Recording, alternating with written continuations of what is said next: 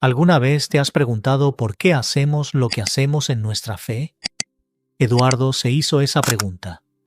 Creció en una iglesia que rechazaba la Navidad como tradición pagana. Pero cuando preguntó por qué no celebraban el nacimiento de Cristo, la respuesta que recibió no lo convenció.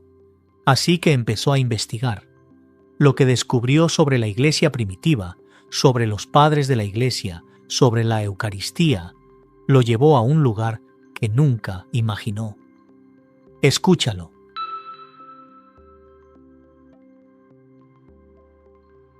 Mi nombre es Eduardo Martínez Soto. Tengo 31 años. Soy de Monterrey, México. Y hace 3 años, una simple pregunta destruyó todo lo que creía saber sobre Dios. No fue una pregunta teológica complicada. Fue algo tan sencillo que un niño podría haberla hecho. Pero cuando salió de mis labios aquella noche de diciembre de 2021, cambió el rumbo de mi vida para siempre. La pregunta fue: Pastor, ¿por qué no celebramos el nacimiento de nuestro Rey? Crecí en una congregación bautista estricta en el norte de Monterrey, heredera del calvinismo más riguroso. Mi padre era el pastor. Mis abuelos habían fundado esa iglesia en los años 70. Éramos de tercera generación de cristianos evangélicos convencidos de que habíamos recuperado el evangelio puro después de siglos de corrupción católica romana. Mis padres eran personas buenas, sinceras, devotas. Me enseñaron a amar las escrituras desde niño. Memoricé versículos completos antes de cumplir 10 años. Aprendí a defender la fe contra los errores del catolicismo antes de la adolescencia. Pero nuestra teología tenía una premisa fundamental que marcó toda mi vida. Solo era legítimo aquello que estuviera explícitamente ordenado en la Biblia. Todo lo demás era sospechoso, potencialmente pagano. Una desviación del evangelio puro. Para nosotros, eso significaba que cualquier celebración de fechas cristianas, Navidad, Semana Santa, Pentecostés, era vista como invención romana, corrupción de la simplicidad apostólica. Cuando llegaba diciembre y las calles de Monterrey se llenaban de luces, posadas y villancicos, nuestra familia vivía esos días como si fueran comunes. No había árbol de Navidad en nuestra casa, no había nacimientos, no había intercambio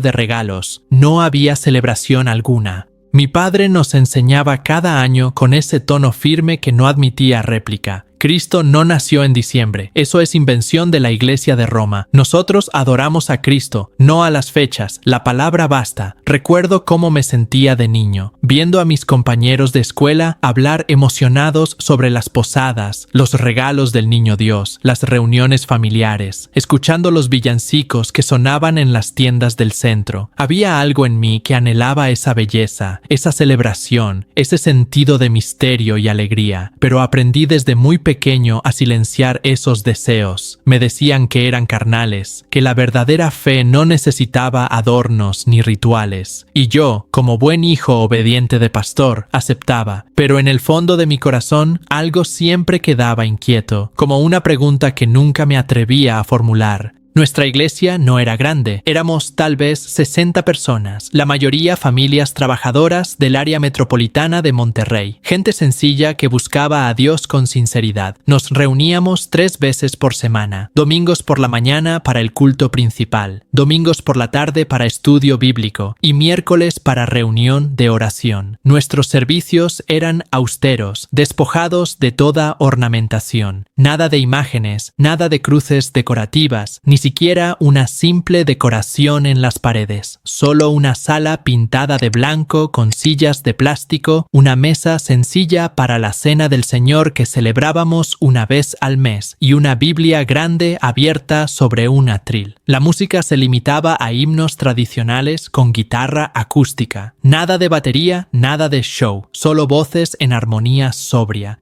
La doctrina que nos enseñaban era clara, centrada en 5 puntos. Cristo murió por nuestros pecados, resucitó al tercer día, volverá en gloria, la salvación es solo por gracia mediante la fe, y la Biblia es nuestra única autoridad. Eso era suficiente, eso era el Evangelio. Cualquier cosa que se añadiera, tradiciones, liturgias, sacramentos más allá del bautismo de adultos y la cena del Señor, era sospechosa, probablemente católica, definitivamente completamente errada. La encarnación, ese misterio profundo de Dios haciéndose hombre, era mencionada solo de pasada, siempre subordinada a la cruz. Para nosotros, lo importante no era que Dios se hubiera hecho carne, sino que esa carne hubiera sido sacrificada para pagar nuestra deuda. El nacimiento de Cristo era un detalle biográfico necesario, no un misterio a contemplar. La redención lo era todo. La encarnación era solo el medio.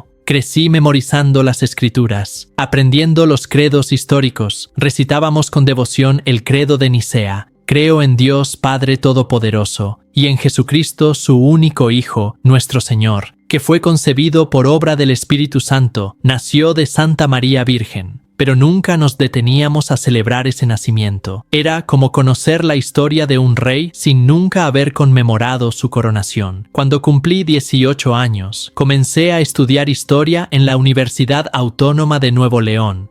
Luego conseguí trabajo como archivista en la Biblioteca Histórica de la universidad. Mi tarea consistía en catalogar, restaurar y preservar documentos antiguos, muchos de ellos relacionados con la historia religiosa de México y Latinoamérica. Pasaba horas entre manuscritos coloniales, cartas de misioneros del siglo XVI, documentos litúrgicos de siglos pasados, y algo comenzó a inquietarme profundamente. Los cristianos del pasado, aquellos que habían vivido más cerca de los tiempos apostólicos que nosotros, celebraban la Navidad con gran solemnidad. Los padres de la Iglesia, aquellos teólogos que habían formulado el credo de Nicea que yo recitaba cada domingo, escribían sermones completos sobre el nacimiento de Cristo. Los mártires mexicanos de la época de la Cristiada, aquellos que habían muerto por defender la fe durante la persecución, conmemoraban el 25 de diciembre como un día sagrado. Los primeros evangelizadores que trajeron el cristianismo a México celebraban la Navidad con pastorelas y nacimientos. ¿Cómo podía ser que la iglesia primitiva, esa iglesia que nosotros tanto admirábamos en teoría, celebrara algo que nosotros considerábamos paganismo? Era una contradicción que no lograba resolver. Simplemente archivaba esas inquietudes en un rincón de mi mente, esperando que algún día encontraran respuesta. Mi vida transcurría en una rutina previsible. Universidad durante la semana, trabajo en la biblioteca, servicios religiosos los domingos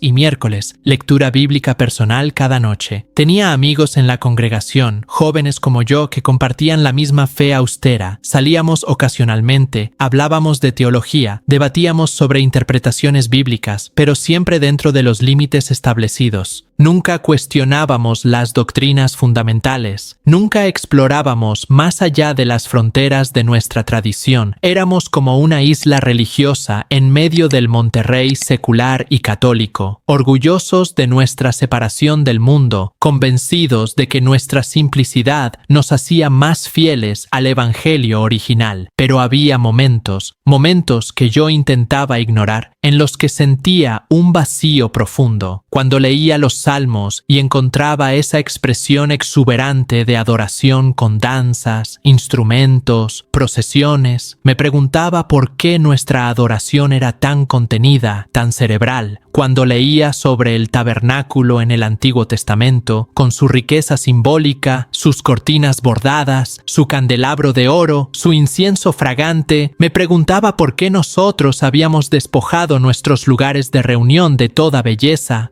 Cuando leía el Apocalipsis y veía esa liturgia celestial llena de símbolos, cantos, incienso, oraciones de los santos, me preguntaba por qué nuestra liturgia terrestre era tan diferente. Pero siempre había una respuesta preparada. Eso era el antiguo pacto. Ahora adoramos en espíritu y en verdad. El Apocalipsis es simbólico, no literal. La verdadera adoración no necesita elementos externos. Y yo aceptaba esas respuestas, aunque mi corazón seguía inquieto. Los años pasaban, me convertía en un adulto disciplinado, trabajador, moralmente recto según los estándares de nuestra comunidad. No bebía, no fumaba, no tenía relaciones fuera del matrimonio. Era considerado un joven ejemplar en nuestra congregación. Mi padre, el pastor, a veces me pedía que predicara los domingos por la tarde o que dirigiera el estudio bíblico de los miércoles. Mis padres padres estaban orgullosos. Yo estaba cumpliendo con todo lo que se esperaba del hijo del pastor.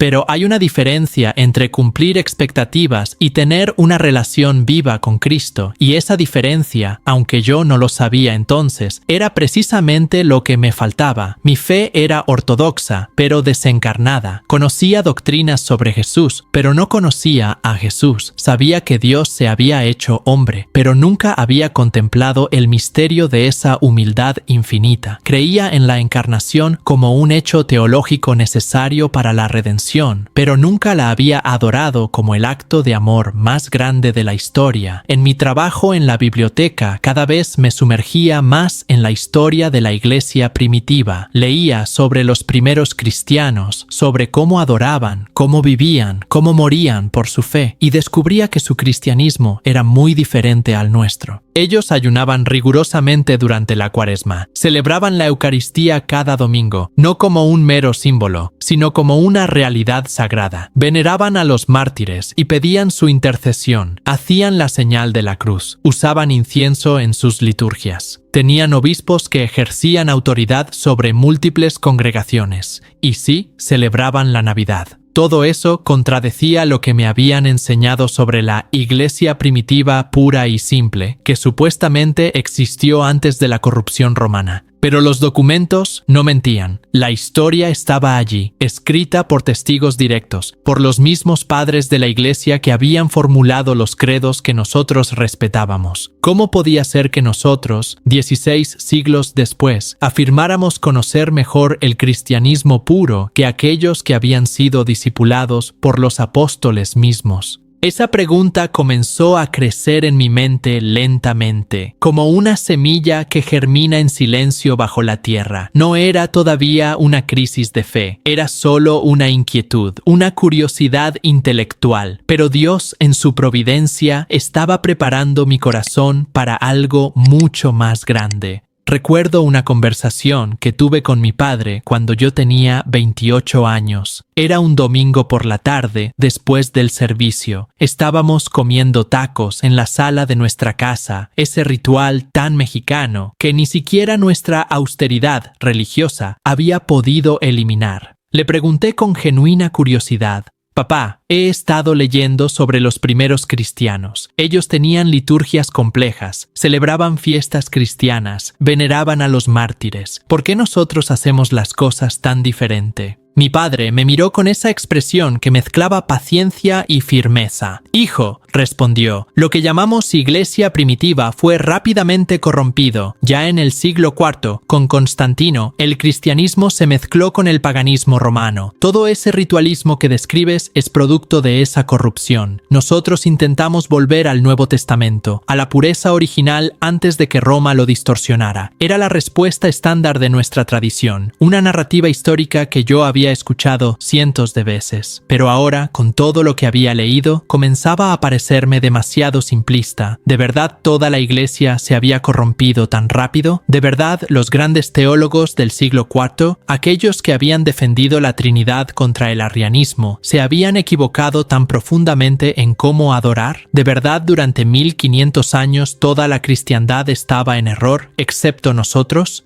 Pero no discutí, asentí respetuosamente y cambié de tema. No quería causar dolor a mi padre ni sembrar división en mi familia, así que guardé mis preguntas, esperando que algún día encontrara paz con ellas. La verdad es que mi vida espiritual en esos años se había vuelto cada vez más árida. La lectura bíblica era un deber, no un deleite. Los servicios de la iglesia eran predecibles, repetitivos. La oración se sentía como un monólogo unilateral. Y lo más preocupante, Cristo mismo parecía cada vez más distante, más abstracto, más conceptual. Yo conocía todo sobre Él, pero no lo conocía a Él. Era como estudiar la biografía de alguien sin nunca haberse encontrado con esa persona. Mis amigos de la congregación parecían satisfechos con esa fe cerebral, doctrinal, despojada de misterio, pero yo no. Algo en mí clamaba por más. más, por belleza, por misterio, por encuentro, por presencia real, no solo por ideas correctas, pero no sabía cómo articular eso, ni siquiera a mí mismo, solo sabía que algo faltaba. Y entonces llegó diciembre de 2021, el año en que cumplí 28 años, un diciembre festivo como todos en Monterrey. Las calles se llenaron de decoraciones navideñas, las tiendas pusieron sus escaparates con nacimientos, las familias comenzaron a organizar posadas, y yo, como cada año, me preparaba para ignorar todo eso, para vivir diciembre como si fuera un mes cualquiera, porque así me habían enseñado, porque así era ser fiel al Evangelio. Pero Dios tenía otros planes. Una tarde del 8 de diciembre de 2021, mientras caminaba del trabajo hacia la parada del camión, me detuve frente a una tienda de artesanías religiosas en el centro de Monterrey. No sé por qué me detuve. Normalmente pasaba de largo, apurado por llegar a casa, pero ese día algo me hizo parar. En el escaparate había una imagen de cerámica de Talavera poblana, según pude apreciar por el estilo. Era una imagen católica. Lo supe de inmediato. La Virgen María con el niño Jesús. María estaba envuelta en un manto azul celeste, con una expresión de ternura maternal indescriptible, y en sus brazos un niño pequeño, regordete como todos los bebés, con sus manitas extendidas como bendiciendo al mundo. En la base de la pieza, escrito en español antiguo, se leía: «El Verbo se hizo carne y habitó entre nosotros». Me quedé allí inmóvil en la acera de Monterrey, con el ruido del tráfico a mi alrededor, mirando esa imagen, y algo dentro de mí se quebró. No puedo explicarlo mejor. Fue como si todas las defensas teológicas que había construido durante 28 años, todas las justificaciones doctrinales para rechazar ese tipo de imágenes, se derrumbaran en un instante, porque lo que vi en esa imagen no fue idolatría, fue la verdad del Evangelio, la verdad que yo había profesado toda mi vida, pero nunca había contemplado realmente. Dios se hizo tan pequeño, tan vulnerable, tan humano, que necesitó los brazos de una madre para sostenerse. La gente pasaba a mi lado, apurada, sin prestar atención al joven que estaba inmóvil frente a un escaparate de artesanías religiosas. Pero yo no podía moverme. Estaba experimentando algo que no había experimentado en años, una emoción profunda ante el misterio de la encarnación. No era solo conocimiento teológico, era adoración, era asombro, era amor. ¿Cuántas veces había leído el prólogo del Evangelio de Juan?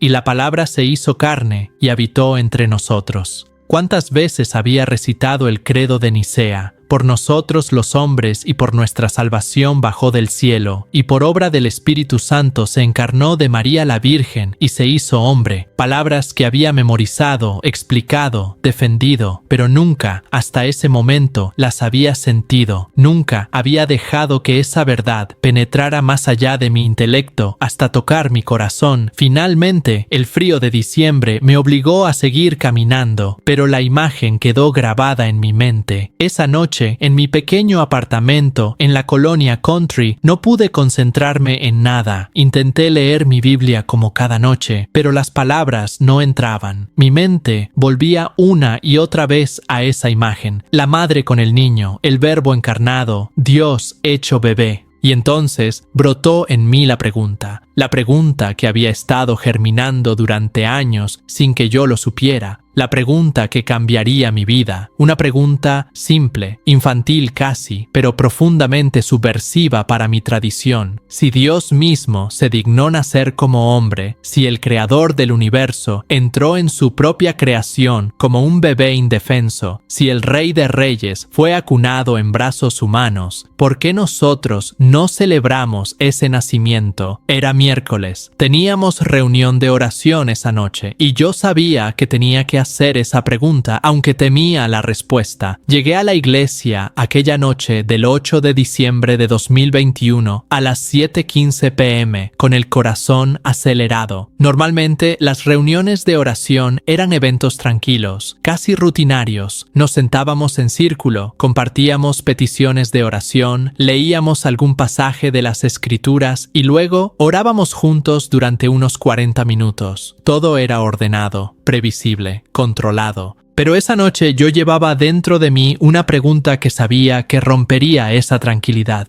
Mientras me sentaba en mi lugar habitual, intentaba encontrar las palabras correctas. No quería sonar irrespetuoso, no quería parecer rebelde, pero tampoco podía callar. Algo había sido despertado en mí frente a aquel escaparate, algo que no podía ignorar. Mi padre abrió la reunión con una oración. Luego nos invitó a compartir nuestras peticiones. Varias personas hablaron. Una hermana pidió oración por su hijo desempleado. Un hermano mayor solicitó oración por su salud. Otro pidió sabiduría para un asunto de negocios. Yo escuchaba, pero mi mente estaba en otra parte. Finalmente, cuando hubo un silencio, levanté la mano. Mi padre me miró con su expresión habitual de seriedad paternal. «Sí, Eduardo, ¿tienes alguna petición?» Tragué saliva. Mi voz salió más temblorosa de lo que hubiera querido. «Papá, pastor», me corregí, porque en la iglesia siempre lo llamábamos pastor.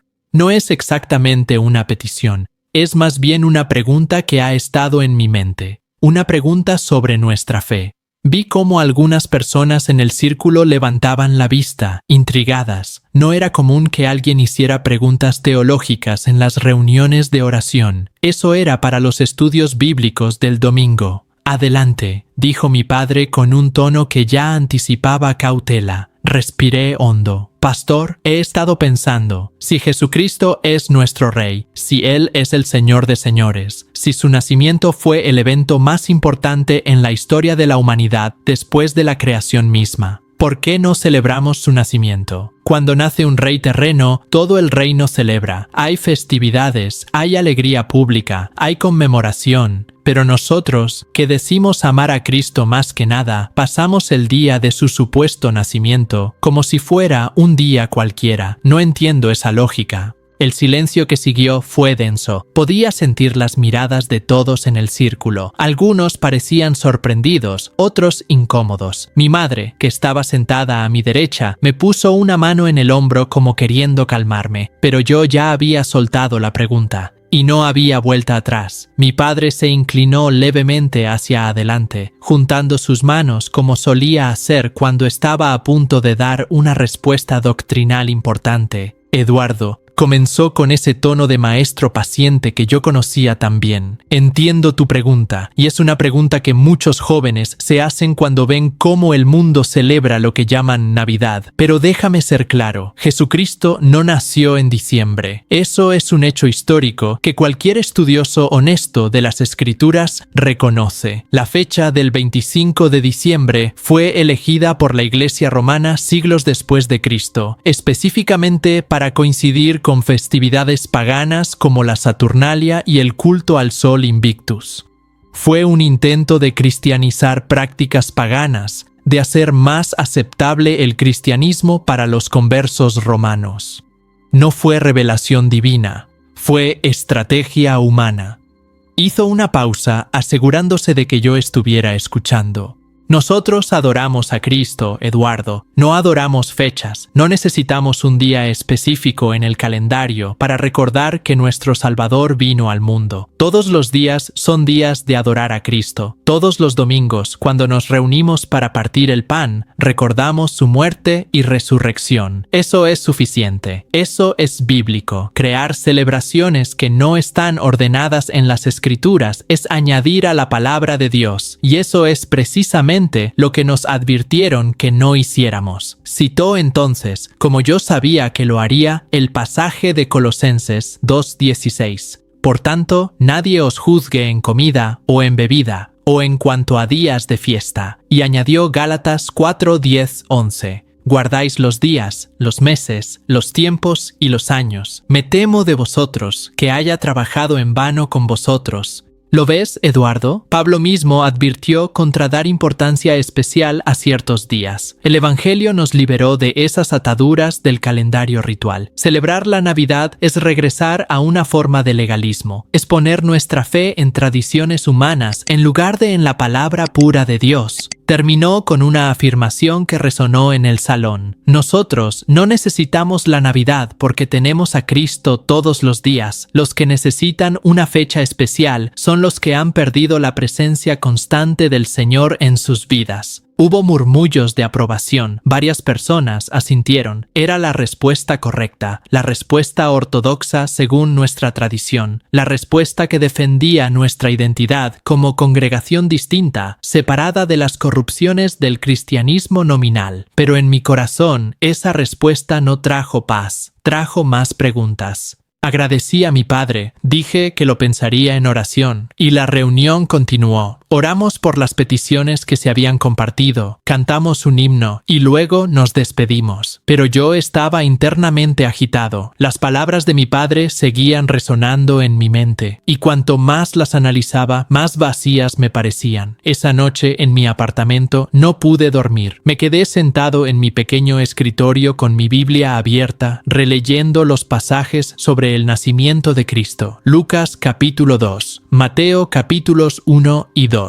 El prólogo de Juan, y mientras leía, algo me golpeó con fuerza renovada. Los evangelistas no trataban el nacimiento de Cristo como un detalle menor. Lucas dedicaba 2 capítulos completos a narrar el nacimiento y la infancia de Jesús. Mateo hacía lo mismo. Juan comenzaba su evangelio con ese himno majestuoso sobre el Verbo que se hizo carne. Si la encarnación era tan insignificante, ¿por qué los escritores bíblicos le daban tanto espacio? Si solo importaba la cruz, ¿por qué el Espíritu Santo inspiró esas narraciones detalladas del nacimiento? ¿Por qué los ángeles cantaron esa noche en Belén? ¿Por qué los pastores corrieron a adorar? ¿Por qué los magos viajaron desde tierras lejanas guiados por una estrella? Había algo que mi tradición no estaba viendo, algo importante. Los días siguientes fueron de inquietud interior. Seguí trabajando en la biblioteca, pero ahora con una nueva urgencia. Comencé a buscar específicamente documentos sobre la celebración de la Navidad en la iglesia primitiva. Quería saber cuándo comenzó, quiénes la celebraban, si era realmente una invención tardía, una corrupción romana como me habían enseñado. Lo que encontré me sorprendió profundamente.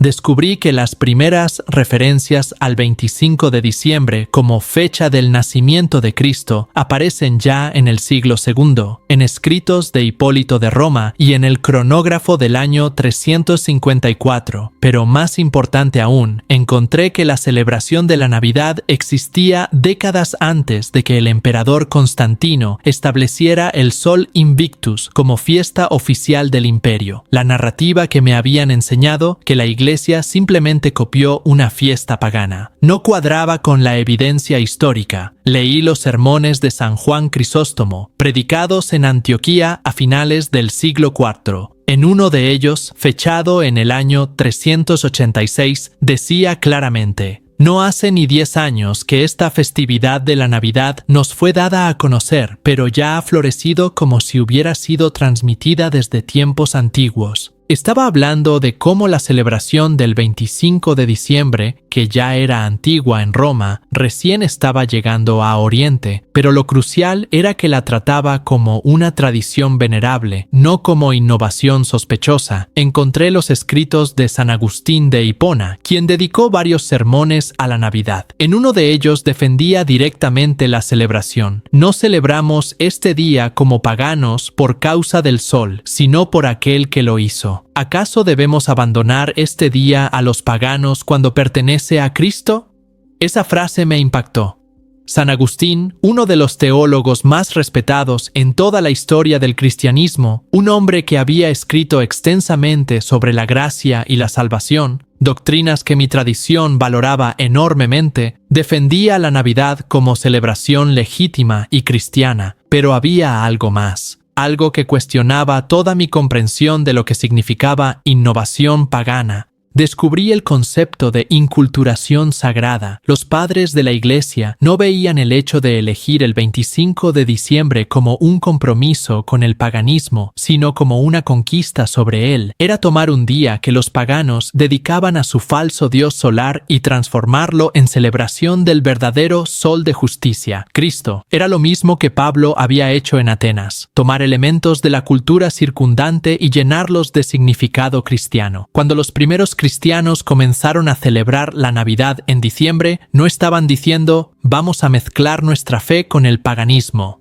Estaban diciendo este día ya no le pertenece al sol falso. ahora le pertenece al sol verdadero. Era un acto de victoria, no de rendición. Y entonces me surgió una pregunta devastadora. Si los padres de la Iglesia, aquellos que formularon el credo de Nicea que yo recitaba, aquellos que defendieron la Trinidad contra los herejes, aquellos que estaban temporal y culturalmente mucho más cerca de los apóstoles que nosotros, celebraban la Navidad con gran solemnidad, ¿cómo podía yo, 16 siglos después, afirmar que ellos estaban equivocados y nosotros en lo correcto? Era una pregunta que cuestionaba no solo nuestra postura sobre la Navidad, sino toda nuestra narrativa histórica. Mi tradición nos había enseñado que la verdadera Iglesia había existido en los primeros siglos, luego se había corrompido con Constantino y finalmente había sido restaurada por los reformadores del siglo XVI. Pero cuanto más leía sobre la Iglesia de los siglos IV y V, más me daba cuenta de que esa Iglesia, la Iglesia de Agustín, Crisóstomo, Ambrosio, Jerónimo, practicaba un cristianismo que mi tradición consideraría católico en el sentido peyorativo del término. Ellos celebraban la Navidad y la Cuaresma, ayunaban rigurosamente, veneraban a los mártires, creían en la presencia real de Cristo en la Eucaristía, hacían la señal de la cruz, tenían una estructura episcopal con obispos que supervisaban a presbíteros. Usaban liturgias escritas, no solo oración espontánea, tenían un calendario litúrgico completo.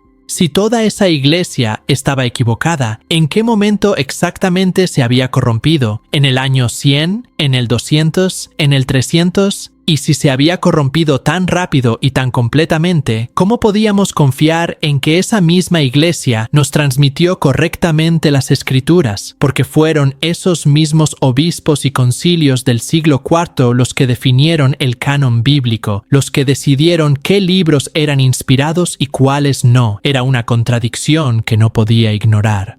O la iglesia primitiva era confiable, y entonces debíamos tomar en serio sus prácticas, incluida la Navidad. O no era confiable, y entonces no teníamos base para confiar en el canon bíblico que ella nos transmitió.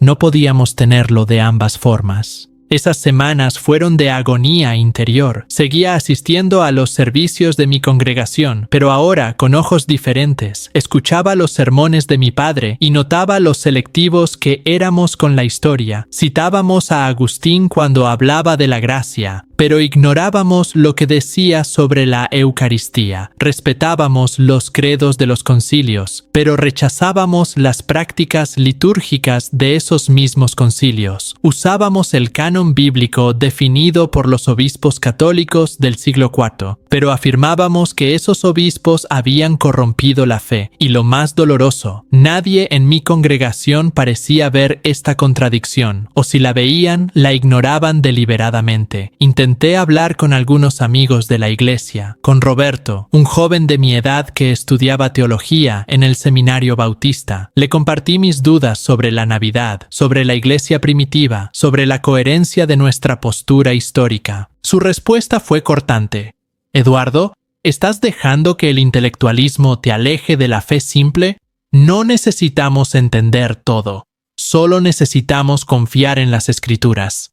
Pero esa respuesta ya no me satisfacía, porque el problema no era que yo estuviera complicando las cosas. El problema era que nuestra posición requería aceptar una narrativa histórica que no cuadraba con los hechos documentados. Hablé también con uno de los ancianos de la iglesia, el hermano Guadalupe, un hombre mayor que respetaba mucho. Le expliqué lo que había descubierto sobre los padres de la iglesia y la Navidad. Esperaba que por su edad y experiencia tuviera alguna respuesta que yo no había considerado. Me miró con tristeza y me dijo: Hijo, veo que estás siendo tentado por la sofisticación católica. Ten cuidado, la Iglesia de Roma es experta en hacer que sus errores parezcan antiguos y venerables, pero nosotros no seguimos la tradición, seguimos la Biblia. Era la misma respuesta de siempre, envuelta en diferentes palabras, pero ahora yo podía ver su debilidad fundamental. Asumía que tradición y Biblia eran opuestos, cuando en realidad la Biblia misma fue transmitida por la tradición, definida por la tradición, preservada por la tradición. La tensión en mi interior crecía día a día. Me sentía atrapado entre mi lealtad a mi familia y mi congregación, y la verdad que estaba descubriendo. No quería causar dolor a mis padres, no quería ser visto como rebelde o hereje, pero tampoco podía cerrar los ojos a lo que había aprendido. Una noche, el 14 de diciembre de 2021, a las 11:47 p.m., arrodillado junto a mi cama, oré con una honestidad brutal. Señor, no sé qué hacer. He encontrado cosas que cuestionan todo lo que me enseñaron, pero no quiero seguir mis propios razonamientos si están equivocados. Muéstrame la verdad, aunque esa verdad me lleve a lugares que temo. Fue una oración peligrosa, porque cuando le pedimos a Dios la verdad sinceramente, Él nos la da, aunque nos cueste todo. Al día siguiente, 15 de diciembre de 2021, tomé una decisión. Necesitaba ver con mis propios ojos cómo los católicos adoraban. Necesitaba comprobar si esa belleza de la que hablaban los padres de la iglesia todavía existía. Esa tarde, en lugar de ir a mi apartamento después del trabajo, caminé hacia el centro de Monterrey, hacia la Catedral Metropolitana. Nunca había entrado a una iglesia católica con intención de orar. Nos habían enseñado que eran lugares de idolatría, llenos de imágenes y supersticiones. Pero ese día, impulsado por una curiosidad que ya no podía reprimir, empujé las pesadas puertas de madera y entré. El silencio me golpeó primero. Un silencio diferente al de nuestra congregación. No era el silencio vacío de un salón austero, era un silencio lleno, reverente, como si el espacio mismo estuviera en oración. Había algunas personas arrodilladas en las bancas en actitud de contemplación silenciosa. Velas encendidas parpadeaban ante pequeños altares laterales, y al frente, sobre el altar mayor, un crucifijo grande con el cuerpo de Jesús todavía clavado, sus heridas visibles, su rostro inclinado en agonía. No era solo una cruz vacía como las que ocasionalmente veíamos, era un crucifijo con Cristo todavía allí, recordándonos el precio de nuestra salvación.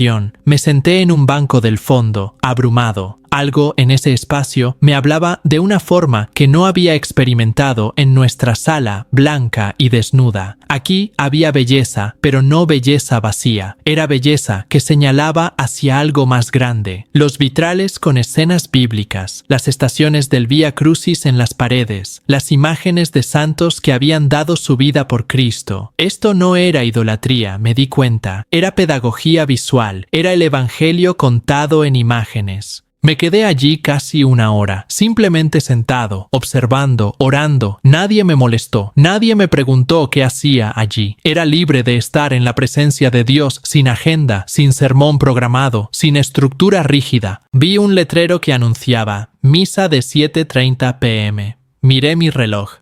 Eran las 7:15 p.m. Algo dentro de mí dijo, quédate, y me quedé.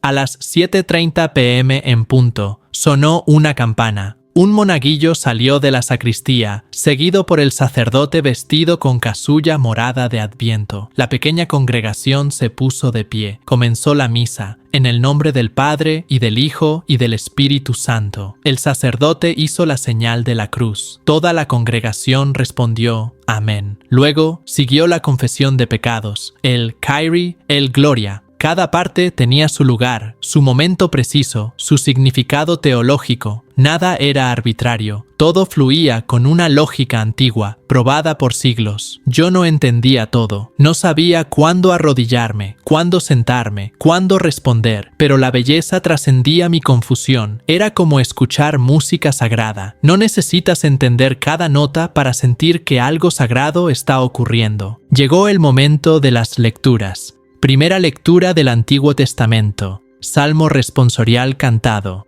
Segunda lectura de las epístolas. Luego el sacerdote elevó el evangeliario mientras todos se ponían de pie. Lectura del Santo Evangelio según San Lucas. La congregación respondió, Gloria a ti, Señor. Escuchar el Evangelio proclamado con esa reverencia fue diferente. No era simplemente leer un pasaje bíblico, era proclamar la palabra de Dios como si importara, como si cada palabra tuviera peso eterno. Vino la homilía. El sacerdote, un hombre de unos 60 años, habló sobre el Adviento, sobre preparar nuestros corazones para recibir a Cristo, no en el pasado histórico solamente, sino ahora, en el presente, en los sacramentos, en los pobres, en la Eucaristía. Mencionó la Eucaristía con una reverencia que me llamó la atención, no como símbolo, como presencia real. Luego vino el credo. Toda la congregación se puso de pie y recitó el credo de Nicea, las mismas palabras que yo había recitado toda mi vida. Pero había algo diferente en cómo sonaban aquí. Había convicción, había continuidad con los siglos. Era como decir: esta es nuestra fe, no es nueva, no es nuestra invención, es la fe de los apóstoles. Pero lo que realmente me sacudió fue la liturgia eucarística. El sacerdote comenzó el ofertorio. Pan y vino fueron traídos al altar. Y entonces, con gestos antiguos y rituales precisos, el sacerdote comenzó la plegaria eucarística. Sus manos se movían sobre el pan y el cáliz. Su voz tomó un tono aún más reverente. Tomad y comed todos de él, porque esto es mi cuerpo, que será entregado por vosotros. Elevó la hostia consagrada por encima de su cabeza. Una campana sonó. Toda la congregación se arrodilló.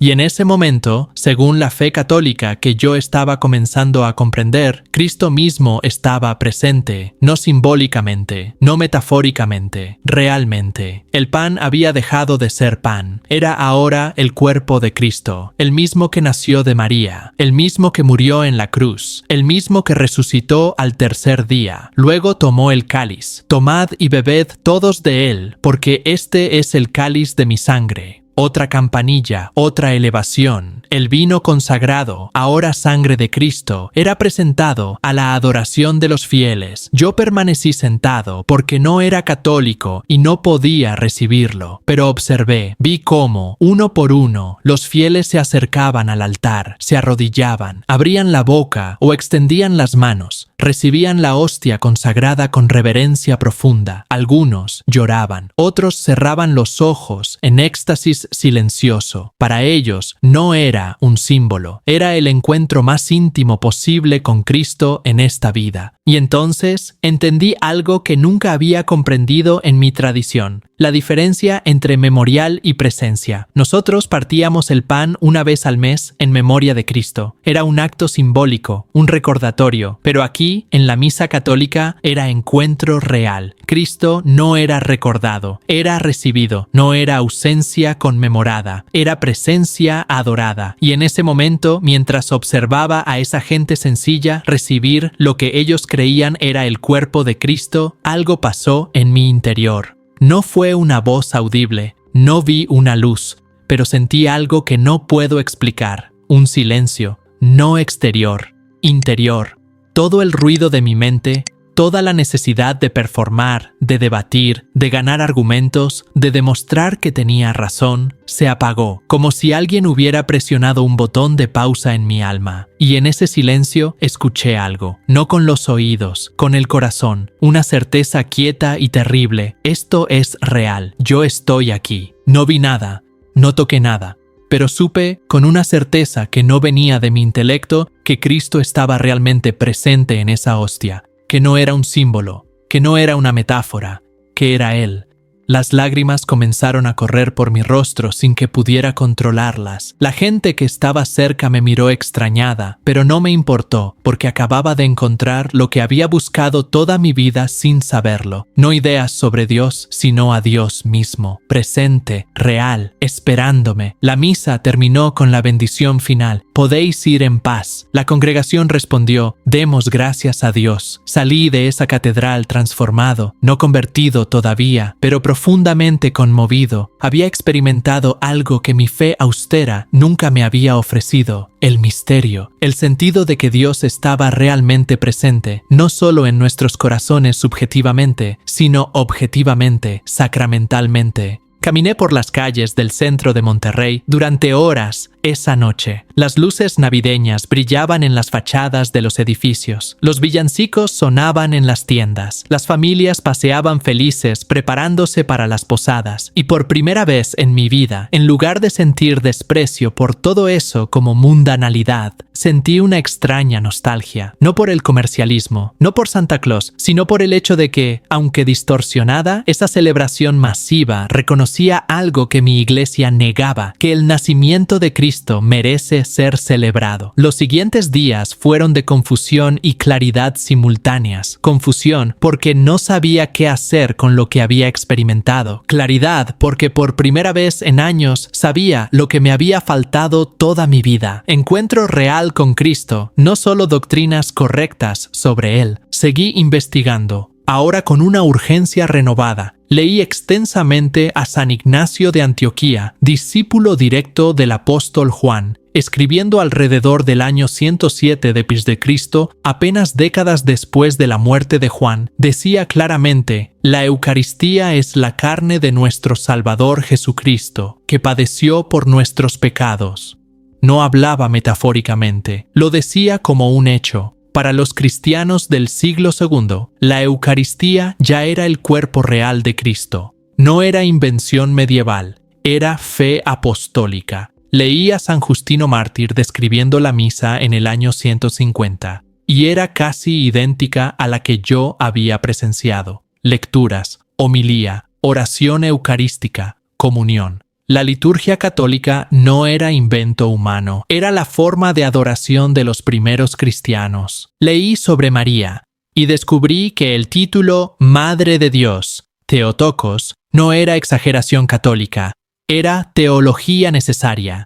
Definido en el Concilio de Éfeso del año 431 para proteger la verdad de que Jesús era una sola persona divina con dos naturalezas. María no dio a luz a una naturaleza. Dio a luz a una persona, y esa persona era Dios. Por lo tanto, María era legítimamente Madre de Dios. No era exaltación de María por encima de Cristo. Era protección de la verdad de la encarnación. Pasé las últimas 2 semanas de diciembre en agonía interior. Sabía que había encontrado la verdad, pero aceptar esa verdad significaría perderlo todo. Mi familia, mi comunidad, mi identidad. El 24 de diciembre de 2021, Nochebuena, tomé una decisión. Iría a la misa de medianoche en la catedral, no como visitante curioso, sino como alguien que buscaba a Cristo desesperadamente. Llegué a la catedral a las 11:30 p.m. Estaba magníficamente decorada. Nacimientos por todas partes, velas, flores, cientos de personas congregándose. La misa comenzó a medianoche en punto. El coro cantó villancicos tradicionales. Las lecturas proclamaban el misterio. Un niño nos ha nacido, un hijo se nos ha dado. La gracia de Dios se ha manifestado para salvación de todos los hombres. Y dio a luz a su hijo primogénito, lo envolvió en pañales y lo recostó en un pesebre. La homilía fue breve pero poderosa. El sacerdote habló sobre cómo la Navidad no era sentimentalismo, sino escándalo. El escándalo de un Dios que se rebajó tanto que nació en un establo, de un rey que eligió la pobreza, de un creador que aceptó ser criatura. Este niño en el pesebre, dijo, es el mismo Dios ante quien los ángeles se cubren el rostro en adoración. Este es el misterio que celebramos esta noche. Luego llegó la consagración. El sacerdote elevó la hostia. Este es mi cuerpo.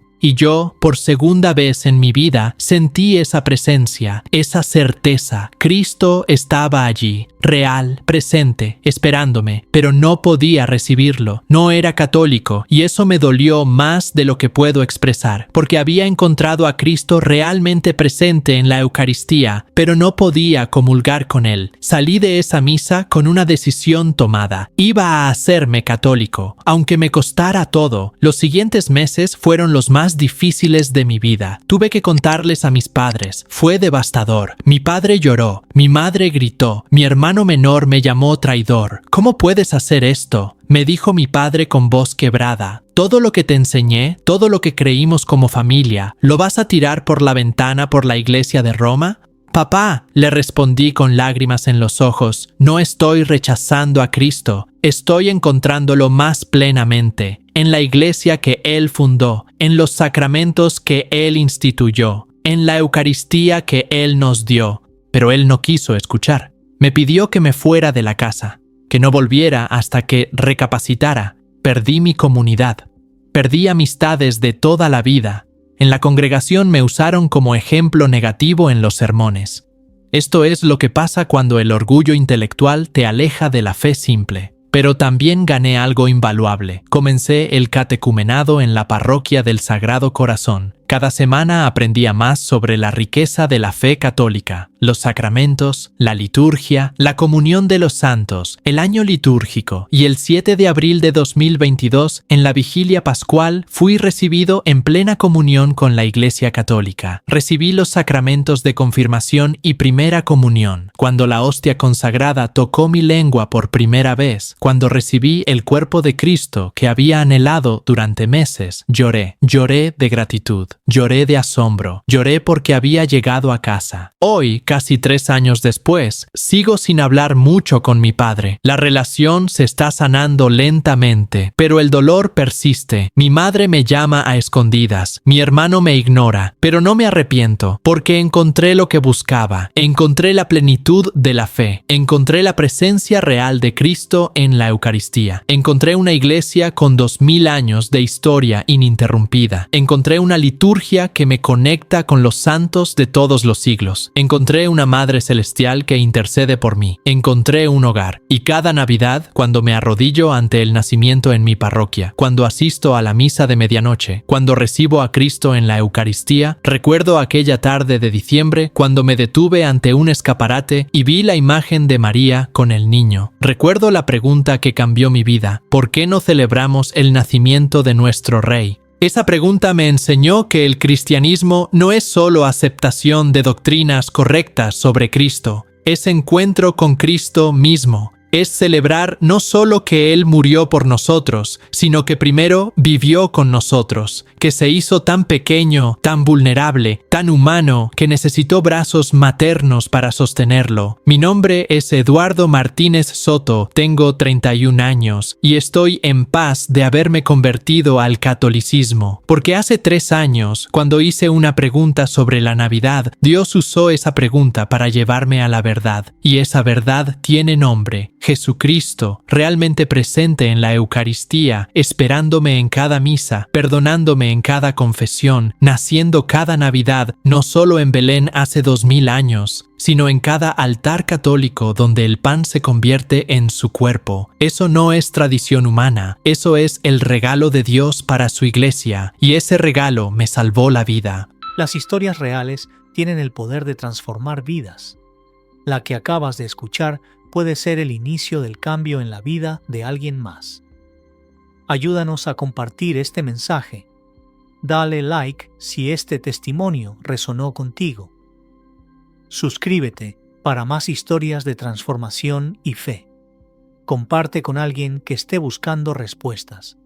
Comenta tu propia experiencia abajo. Tu historia también puede inspirar a miles. Gracias por ser parte de esta comunidad de buscadores de verdad. Hasta el próximo testimonio.